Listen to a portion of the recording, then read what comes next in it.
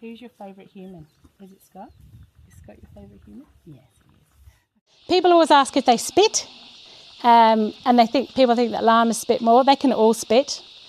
We don't have very spitty animals because we're with them all the time. And certainly the first year the shearer came, he said, do you have any spitters? Because the shearers will put socks over their mouths if they're spitters. So they are pregnant for a year. They'll have one baby.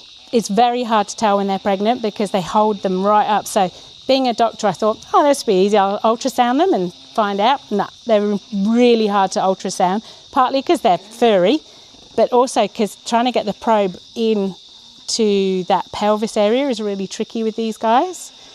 Caring for these guys, lots of people ask us how hard it is to care for them. We do a health check every 6 weeks. You have to trim their toenails. They get vaccinated. They get shorn once a year. So the shearer we use comes from the ACT.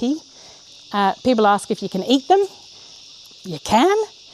It's a very lean meat. Or what I'll say is the South Americans don't eat them. So I think that the people who domesticated don't eat them, then I wouldn't. Alpacas in Queensland need to be supplement fed all the time. So at the moment, these girls are having some lucerne hay.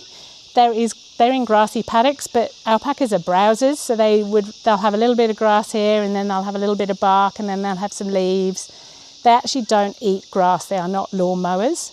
And that's partly because if you're eating grass where you poo, you're going to reinfect yourself with worms. If you ever go to South America where you'll see these enormous llama farms, they poo in one spot. So camelids normally poo in one spot, which makes cleaning the paddocks easy. And then they don't eat around that poo pile because that means that they're not going to reinfect themselves with worms. They'll go off and eat in other places and come back to the poo spot. So when we pick up the poo, we can sell it.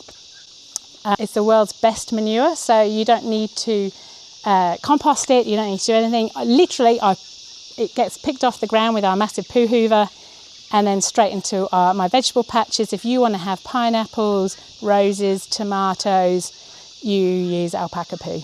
It is just phenomenal fertiliser.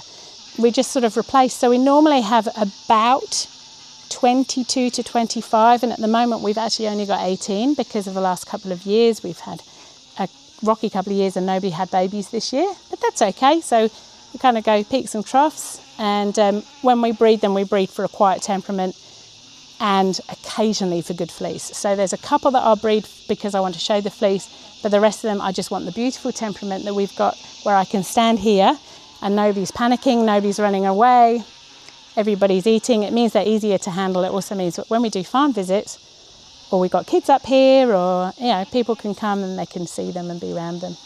It's made me more confident. It's made me better at problem solving. So, and just going back to basics as well, to really think about why is this happening? Why are we in this situation? Which I think it definitely increases your confidence having a farm. And then we've always got to talk about our wellness and driving from work. You come over the driveway. I get to spend all my time with my animals outside, which for me is recharges my batteries being outside. I think I'm solar powered.